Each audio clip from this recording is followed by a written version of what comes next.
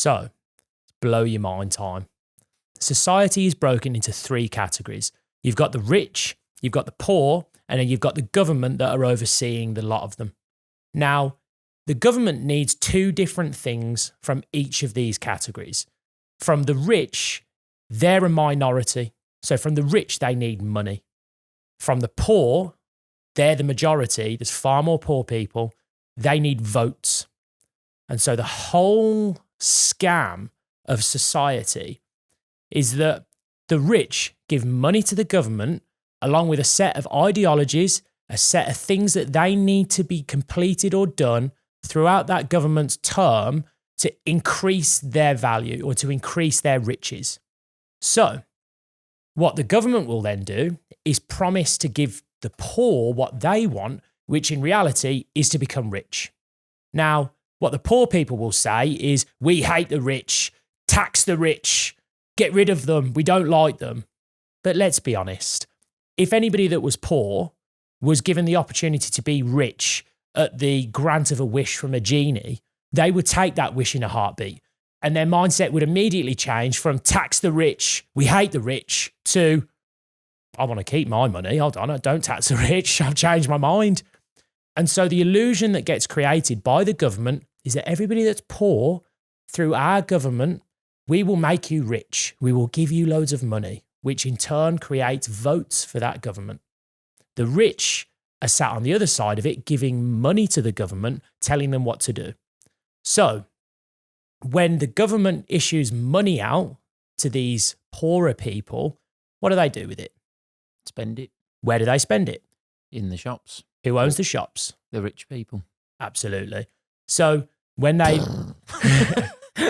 So they have this big circle of people where the poor people are feeding the rich through the money that is given to them from the government, which is then feeding the rich even more. And the rich are then feeding more money to the government, giving the government more ideas, giving them more control, telling them what they need to be doing.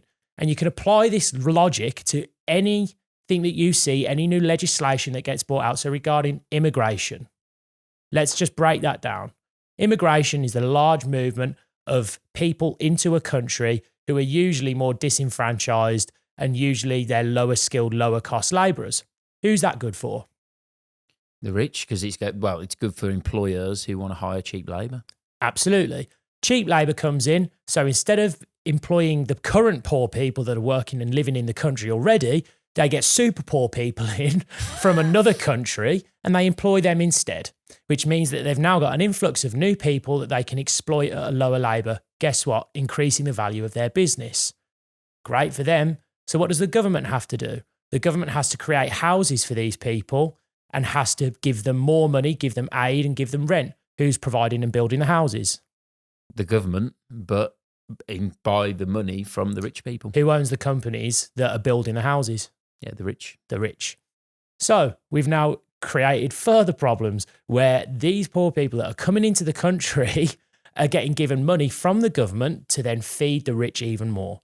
And this is where this whole bubble is being created. And the gap between the rich and the poor is growing even more because the rich own everything. And then the middle class are the ones that are getting taxed the absolute most, which is they're the ones getting really shafted in this because they're the ones that have all of their money still within the country that are working their best to try and increase their value as much as they can, but they can't escape this ever-increasing tax that's being bestowed onto them by the government to help pay for the infrastructure for all of the new influx of people and for the poor people underneath them. But the rich people, and again, this is where people just get it so wrong and it blows my mind, tax the rich, tax the rich. Guess what?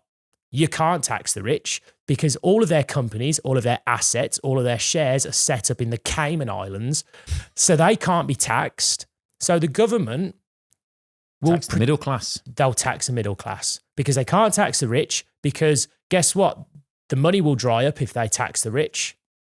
And they'll say, unfortunately, we're not giving you money now, Mr. Government. So we're going to leave and we're going to go take our business and our money elsewhere. So the government play dumb and they say, we don't know how to tax the rich or we can't tax the rich because they can't because they're not in control. So they tax the middle class. And so what happens is, again, the rich continue to stay rich. They can't be taxed. So the rich stay rich because they can't be taxed. So the middle class are continuing to be taxed out of their eyeballs. Meanwhile, the poorer people are continuing to be paid in sort of like stimulus checks or through benefits that they get from the government, which gives them the incentive to vote for that government. So the poor people vote for whichever government is going to give them the most money. And the middle class are the ones left floundering because they're the ones getting taxed to the hilt. It's a fucking joke, isn't it? But that's society. And small businesses as well. Then they're the middle class. They're the middle class of businesses. They get shafted again the most because they're the ones that haven't got necessarily the resources all the time to go to the Cayman Islands and rent an office for however much. Exactly right. And people can think like whatever you want now, even if these poorer people are trying to be smart about what they use with their money, and most of the time they're not. The reason they're poor, being honest, is because they spend all of their money rather than use it to grow, increase their value, to learn, and they just spend it. Where do they spend it? Nike. Who owns Nike? Rich person. Spend it on Amazon. Who owns it? Rich person. Spend it on a wine. Cars. Who owns the wine? It's owned by probably LVMH, some Louis Vuitton, Moet Hennessy. Who owns that? A rich person. So every time they spend their money, all they're doing is giving it to the super rich. And even if they invest the money in companies, who owns the companies? The rich people. So again, they're the ones that are benefiting. And if we could draw all this out on a diagram, and really hopefully with what we've just said, it should open some of your minds as to how society actually works.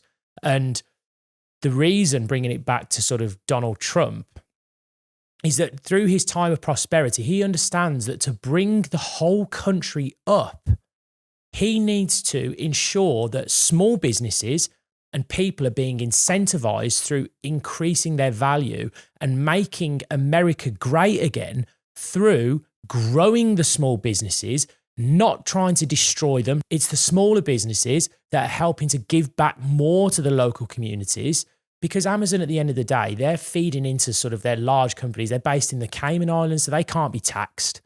So the small businesses, Donald Trump recognizes that they're the backbone of the country and their finances. And again, it's the same in this country. So when people say tax the rich, the only people that they're affecting is the middle class and below, including themselves. Yeah, because if then the companies just, they will pay their fair share of what they deem is reasonable in the country that they are so located, provided that it makes commercial sense.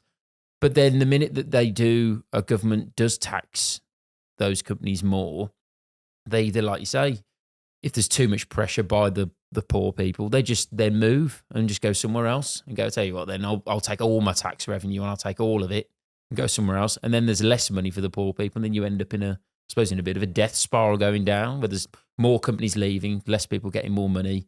So then more companies leave, less people get more, and it ends up like that, I suppose. The other great con, the media. Because, and again, look, you can call me a conspiracy theorist all you like, but the proof is in the pudding, because, again, the media controls what the general public believe to be true. And guess who controls the media?